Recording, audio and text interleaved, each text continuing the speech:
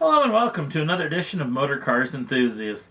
Got a lot of stuff to talk about, so let's get right to it. The German drivetrain manufacturer ZF is in the news as they'll be increasing their footprint all around the world by building several plants to try to help feed the need for what ZF is building nowadays. And the United States market is going to be one of those markets. South Carolina is going to be the home of a brand new ZF plant that will be going online very soon, building 8-speed and 9-speed transmissions.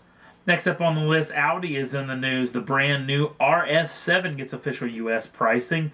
This particular model is going to be coming with a 4-liter twin turbocharged V8, putting out 560 brake horsepower and 516 pounds-feet of torque.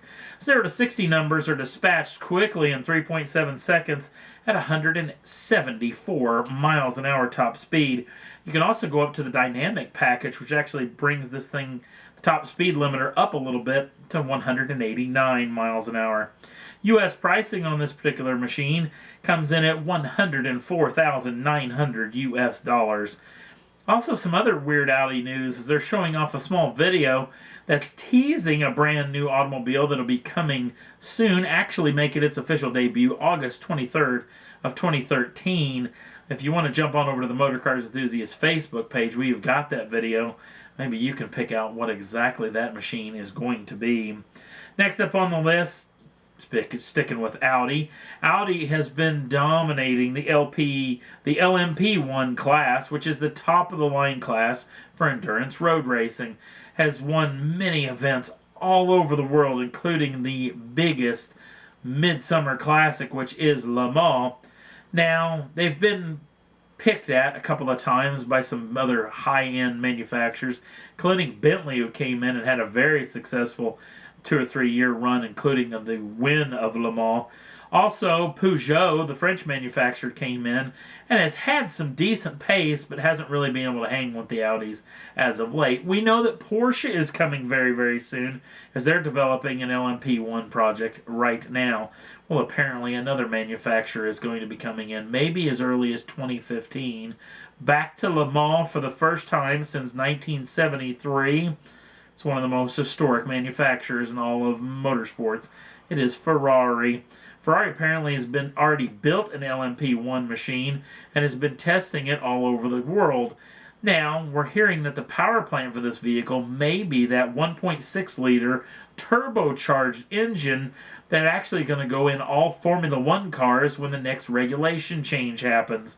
Well, all Formula One cars that are Ferraris, because obviously the other manufacturer is going to build their own engines. But interesting project. Not 100% sure if this is real or not, but rumors continue to float about this particular program.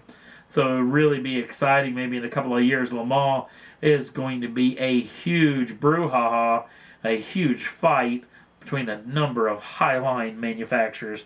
Next up on the list, Jaguar. The gorgeous Jaguar XKR-S GT. We talked about this several shows ago, as they're going to build 30 units of this vehicle, all coming to North America, 5 of them coming to Canada, and the other 25 of them coming to the United States. Well, it's kind of weird. This vehicle is actually built in the United Kingdom. Why isn't the UK going to get any of these versions? Well, if you've been over in the UK and you've been salivating thinking, why don't we get one of these? Well, guess what? Now you do. There's going to be 10 of these units. They're allocating another 10 units and building 40 cars in total. Another 10. They're talking maybe upwards of 50, so they may be building a few more going somewhere, Lord knows. But we'll find out very, very soon. Now, this particular model is a track day beast. Huge amounts of downforce from the big rear wing, the front spoiler, profuse use of carbon fiber, lots of lightweight materials, increased braking from the advanced braking systems, better suspension settings, all this stuff that track day cars need the most.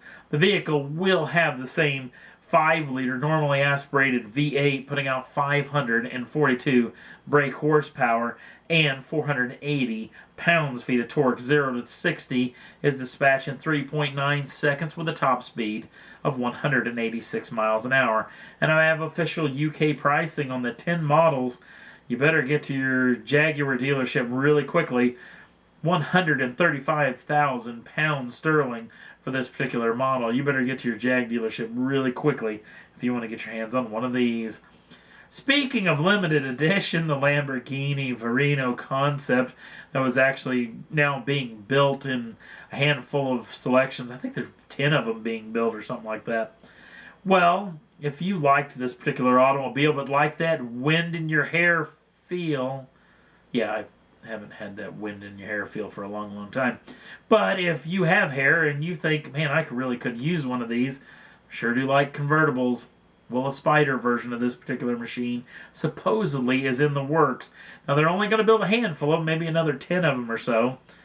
And guess what? There's no price change. Yes, you can have the convertible version for $4 million, which still is pretty doggone cheap.